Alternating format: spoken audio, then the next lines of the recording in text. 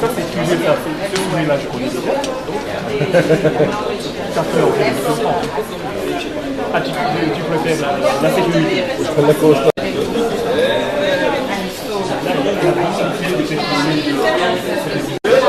Yes, exactly.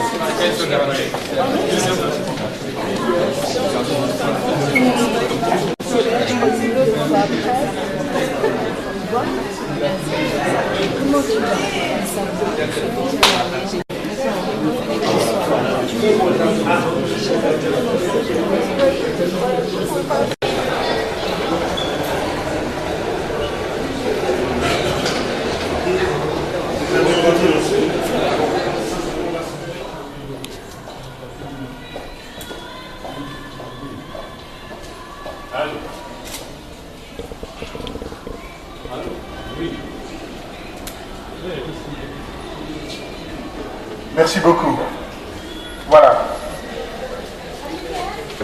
Nous commençons également cette rencontre par la lecture du message que ces jeunes de 14 et 15 ans, Yagin Koïta et Fodé Tunkara, nous ont laissé. Vous l'avez reçu chacun de vous. Et cette année, comme les années précédentes, c'est un jeune qui va pour nous faire la lecture. Et je demande au jeune homme de venir à côté de moi. Nous avons la guerre, la maladie, le manque de nourriture, etc. Quant aux droits de l'enfant, c'est en Afrique et surtout en Guinée, nous avons trop d'écoles, mais un grand manque d'éducation et d'enseignement. Sauf dans les écoles privées où l'on peut avoir une bonne éducation et un bon enseignement, mais il faut une forte somme d'argent. Or, nos parents sont pauvres et il leur faut nous nourrir. Ensuite, nous n'avons pas non plus d'école sportive où nous pourrions pratiquer le football, le basket ou le tennis. C'est pourquoi nous, les enfants et jeunes africains, nous demandons de faire une grande organisation efficace pour l'Afrique pour nous permettre de progresser. Donc, si vous voyez que nous nous sacrifions, exposons notre vie, c'est parce qu'on souffre trop en Afrique et qu'on a besoin de vous pour lutter contre la pauvreté et pour mettre fin à la guerre en Afrique. Néanmoins, nous voulons étudier et nous vous demandons de nous aider à étudier pour être comme vous en Afrique. Enfin, nous vous supplions de nous excuser très fort d'oser vous écrire cette lettre en tant que vous, les grands personnages à qui nous devons beaucoup de respect. Et n'oubliez pas que c'est à vous que nous devons nous plaindre de la faiblesse de notre force en Afrique. Écrit par deux enfants guinéens, Yagin Koïta et Fodé Tunkara.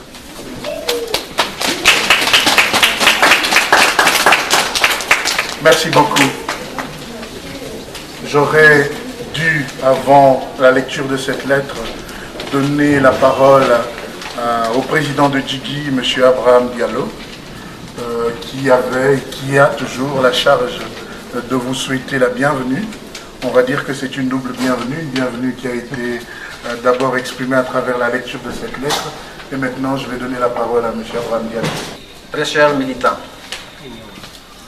permettez-moi aujourd'hui, et seulement aujourd'hui, en ces 2 août 2013 et les 2 août qui s'en suivront, en vous souhaitant les bienvenus en ce lieu symbolique du hall d'arrivée de Bruxelles Airport International, de vous appeler militant.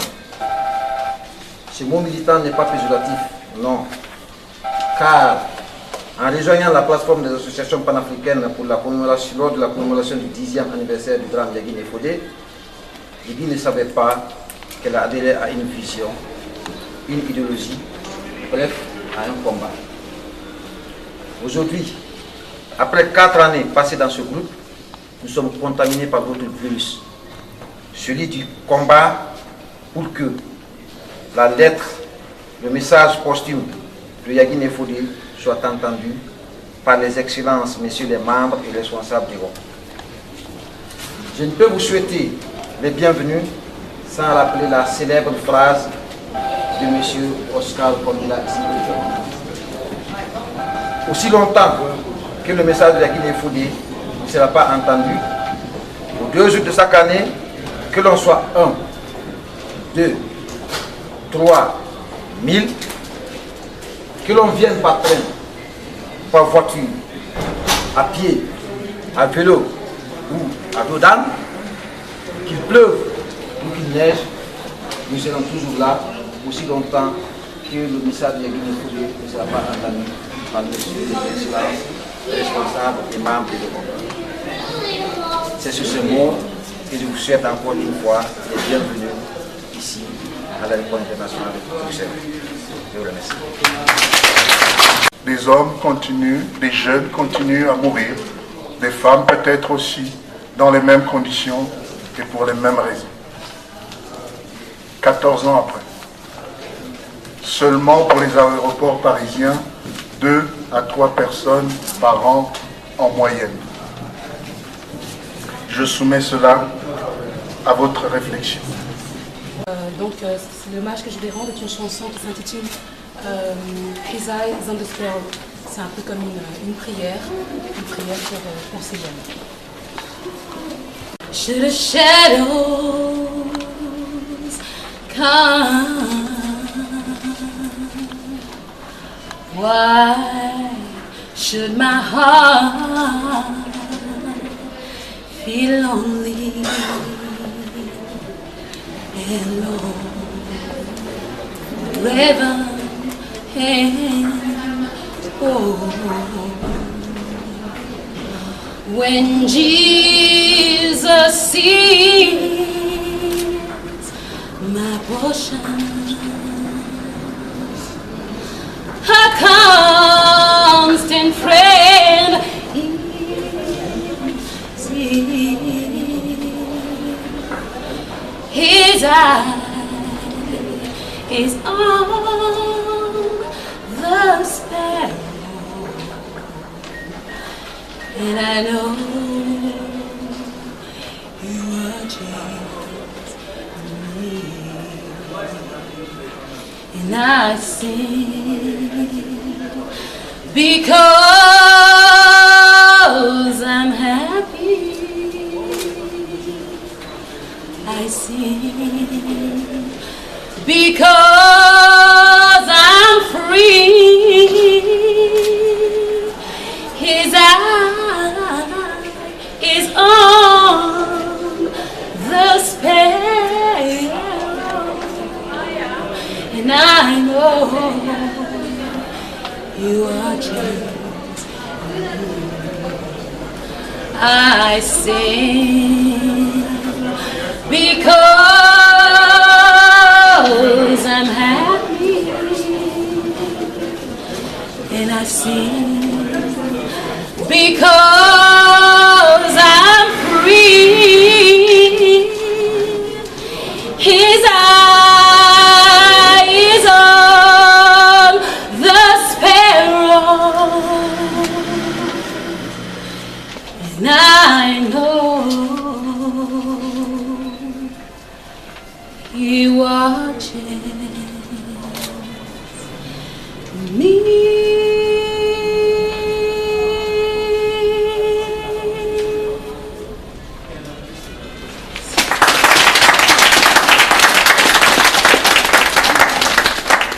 Jacques, s'il te plaît, à venir passer ton message.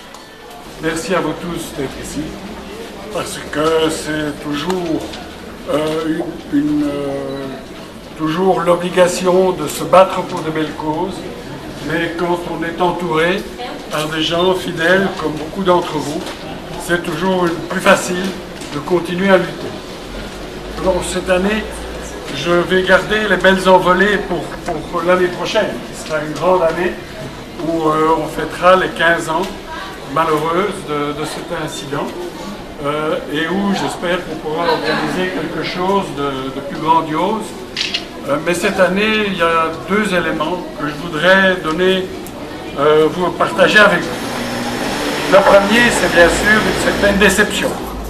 Et ça a été exprimé ce matin, c'est la déception de voir que malgré la répétition du message, malgré les efforts de tant d'entre nous, nous nous retrouvons toujours avec des incidents comme celui que j'ai mentionné à Paris. Et cela n'est bien sûr que le sommet de l'Iceberg. L'aide au développement continue à être une véritable catastrophe. Et même, on a des fois l'impression qu'on veut même marche arrière. On parle ici en Belgique de concentrer l'aide dans des grandes organisations, de séparer les secteurs, réduire le nombre de pays où on intervient. En d'autres mots, toujours d'accentuer la domination du donateur sur l'intérêt du bénéficiaire. Ça, c'est une chose qu'il faudra continuer à lutter et avoir le courage de le dire ouvertement, même si ça nous coûte. Mais la deuxième partie du message, je crois, est plus positive. Et j'espère qu'avec Oscar, on pourra bientôt, dans le cadre des soirées des académies du développement, où j'espère que vous viendrez tous, montrer un film de ce que fait la jeunesse au Kenya pour éradiquer la malaria dans leur pays. Je crois que ce qui peut-être que nous devons changer entre nous, c'est au lieu de voir la jeunesse africaine comme une victime, de la voir comme un fabuleux potentiel pour l'humanité. Ce n'est pas seulement la question du nombre. Oui, effectivement, ils seront plus d'1 milliard de jeunes très bientôt, et ils constitueront le plus grand réservoir de jeunes au monde. Donc l'humanité va dépendre de ce que devient cette jeunesse. Mais en plus, elle peut faire preuve d'un dynamisme tout à fait extraordinaire, et je crois que l'exemple qu'on a du Kenya est indicatif à ce sujet. Et je pense qu'il nous revient à tous, dans les pays dans lesquels nous allons en Afrique, de trouver les éléments de cette jeunesse à qui on peut donner un espoir. Un espoir en leur facilitant la possibilité de créer sur place leur développement tel qu'eux le voient. En tout cas, tout ce que je peux vous dire, c'est que idée, d'habitude j'étais seul ici, cette fois-ci, ou deux avec Annette, mais cette fois-ci on est 4. Donc c'est pour vous montrer qu'en tout cas, vous pouvez compter sur idée pour s'engager à fond dans ce combat en faveur de la jeunesse africaine. Merci beaucoup. Bonjour, merci à tous d'être là. Alors on pourrait se demander pourquoi encore être là, et Jean-Jacques vient de le dire dans son message, Oscar l'a dit dans son accueil, c'est que ça se répète. C'est pas fini, ça se répète. Et tant qu'il y en aura un qui tombera de ces avions, je pense qu'on doit continuer à venir. Mais pas seulement. Il faut qu'on continue à agir lorsqu'on le fait ou qu'on commence à agir lorsqu'on ne le fait pas encore. Là, j'ai un billet de RDC parce que la jeunesse, ce qui l'amène à faire cet aller sans retour, puisque c'est connu, de toute façon, lorsqu'on monte dans un train d'atterrissage, on ne survit pas. Il n'y en a jamais eu de survivants depuis que ce genre de risque arrive. En RDC, l'éducation, c'est un défi. Et je vous donne juste des nouvelles d'une localité, Lomela, Difeka et tout l'arrière-pays de la région. Aujourd'hui, aller à l'école pour un enfant, c'est vraiment des conditions difficiles. Ça commence par la qualité de cette éducation qui est donnée dans l'arrière-pays, qui ne donne pas de perspective aux enfants. C'est des établissements scolaires dans un état lamentable, dégradé. Et quand on pense à la dégradation et qu'on se demande comment faire pour que les petites filles aillent à l'école, c'est un autre défi. Parce que pas de toilette veut dire mensuellement, elles n'iront pas à l'école puisque leur condition de femme ne leur permet pas d'aller dans des toilettes. Il n'y a pas d'accès d'eau. Et donc, elles sont les premières à tomber de la scolarité et de se retrouver non scolarisées. Le manque d'eau potable fait aussi que la scolarité est difficile. L'insécurité alimentaire, aller à l'école et faire toute une journée à l'école sans manger, c'est pas évident. Ensuite, le salaire des enseignants pose question. Et il constitue l'un des facteurs additionnels qui inhibe réalisation de ce troisième objectif du millénaire qu'est l'éducation de base et de qualité pour tous. Voilà, un portrait de ce que c'est et ce qui appelle le CCAB justement à faire cet appel encore plus cuisant aux États africains, de réellement se mettre à investir dans l'éducation. Une nation qui n'investit pas dans son éducation est une nation sans avenir. Qui fait la nation? Ce sont les gens, ce sont ses enfants. Ailleurs dans le monde, la question de l'éducation de la jeunesse africaine pose problème. Parce que ce n'est pas seulement là-bas, c'est partout où ces enfants sont. Les enfants de la diaspora vivent aussi en diaspora des conditions d'éducation qui posent aussi questions, qui ne sont pas inexistantes, mais qui peuvent poser des questions. Dans quelle mesure ont-ils la chance, comme les autres enfants de leur terre d'accueil, d'avoir accès à l'éducation, à s'outiller, s'armer pour être ces futurs acteurs de changement, puisqu'on demande de façon de plus en plus pressante à ce que cette diaspora soit aussi actrice de l'amélioration de la situation en Afrique. Donc, inégalité, inaccessibilité à l'éducation, je pense que c'est le premier défi. Et nous savons que nous devons continuer à batailler. Jean-Jacques l'a dit, on ne fait que diminuer l'argent pour cela. On diminue l'argent pour l'éducation. Alors comment faisons-nous avec moins? Ou comment ferons-nous pour qu'on maintienne ce minimum et qu'on finisse par augmenter? Donc notre exigence va et doit aller aussi auprès des autorités internationales, européennes en particulier, belges puisque nous sommes ici, et être ces vigilants, ces personnes, ces militants qui leur disent attention, faites de la coopération, vous investissez dans l'éducation, mais évitez de diminuer. Et soyons vraiment des lobbyistes, des gens qui faisons pression partout là où nous pouvons être pour que l'argent pour cette éducation ne puisse en aucun cas être coupé. Voilà, je vous remercie et soyez des acteurs de changement. Un autre jeune a donc été retrouvé dans les mêmes conditions.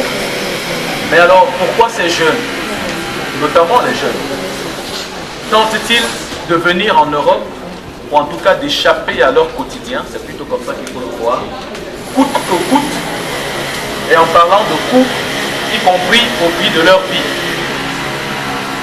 Pourquoi les problèmes évoqués par Yaguine et Fodé ne font qu'envoyer des jeunes dans les trains d'atterrissage?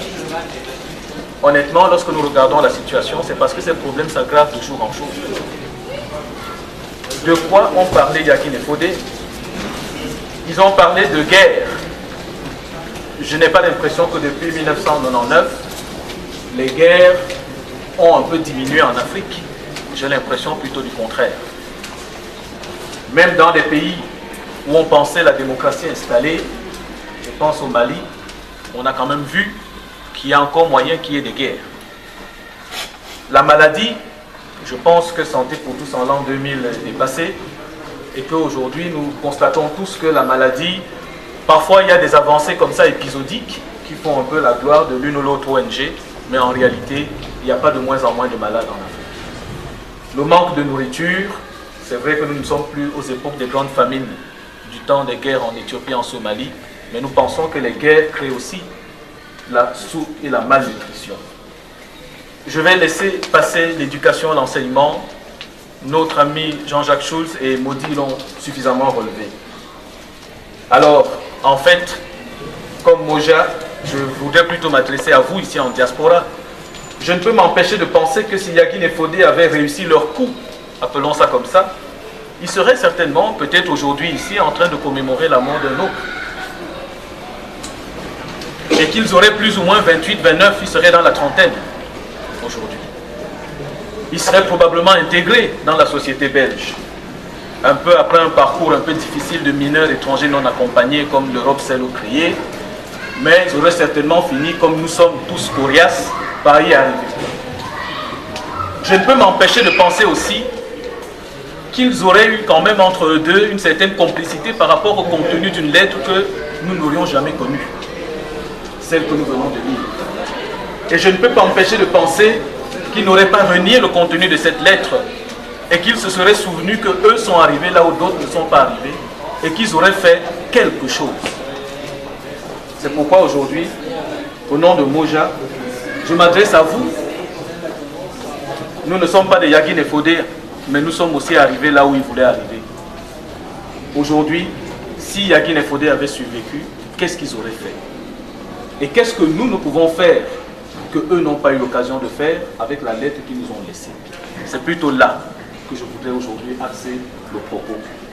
Alors nous, aujourd'hui, à des milliers de kilomètres, nous qui pouvons dire avons survécu, même si nous n'avons pas pris des avions dans des trains d'atterrissage, je pense que nous devons nous mobiliser sans relâche ni découragement, et je remercie tous ceux qui viennent ici chaque année, pour que nous continuions de mettre la pression sur ceux qui ont le pouvoir de changer les choses, c'est-à-dire les hommes politiques. Et il faut qu'on arrête dans la communauté africaine de dire qu'on ne fait pas de politique. Lorsque Yagin et Fodé demandent, et nous l'avons lu, une grande organisation efficace pour l'Afrique, c'est une demande politique. Elle n'est pas culturelle, elle n'est pas sportive, elle n'est pas musicale, elle est politique. Et tant que la communauté africaine d'Europe, nous la diaspora, nous n'irons pas tenser les politiques africains et européens, puisque nous en avons autour de nous, qui ont des actions possibles sur ces problèmes, nous allons continuer de commémorer des Yagin et des Fodé, et éventuellement, comme ça, de cotiser, de venir. Et je pense que nous ne leur rendrons pas suffisamment hommage. Donc je demande à Chantal Eboko, à Ned Junior et à Maman Africa de se concerter, de savoir qui des trois, ça prend 2 secondes, vient dire le mot de la fin. Je m'appelle Solange Zikoudeka, Maman Africa comme vous voyez. Je fais partie du collectif des femmes du Hainaut avec Maman Annette qui est la présidente. Je tenais à vous remercier sincèrement de votre présence massive ici pour commémorer cet événement encore si triste. Moi, en tant que maman, je tiens vraiment à vous dire que je suis profondément attristée pour ce qui arrive à nos enfants. Une maman porte un enfant pendant 9 mois et elle sait ce qu'un enfant faut. Nous sommes ici à la recherche de notre dignité, égalité et respect. Donc nous ne pouvons pas baisser nos bras, nous devons tous les jours battre les pavés pour ce qui est juste. Nous devons défendre notre mère, notre dignité et notre cause.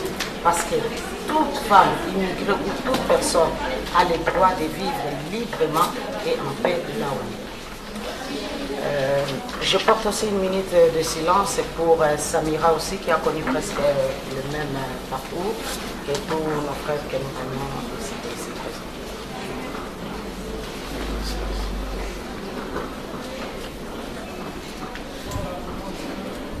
Je vous remercie. Je vais vous dire au revoir sur un chant, je pense que tout le monde connaît, qui s'intitule Malaika, qui veut simplement dire je t'aime mon amour. Alors je m'excuse d'avance pour l'accent, ce n'est pas de ma langue, donc j'espère que vous ne m'en tiendrez pas rigueur. Malaika, nakupenda malaika, malaika, nakupenda malaika, ningekuoa na niwe, ningekuoa dada. Nashindwa na mali sina we, ningekuoa malaika. Nashindwa na mali sina we, ningekuoa malaika. Esa sasumbua roho yangu, pesa sasumbua roho yangu, nami ninafanyaje izana mwenzio, nashindwa mali sina we, ningekuoa malaika. Nashindwa mali sina we, ningekuoa malaika.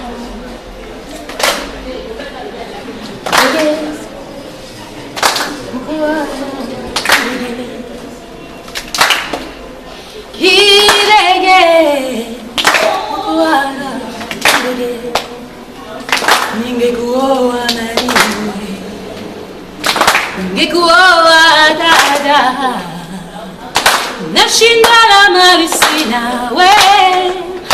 ningekuoa malaika.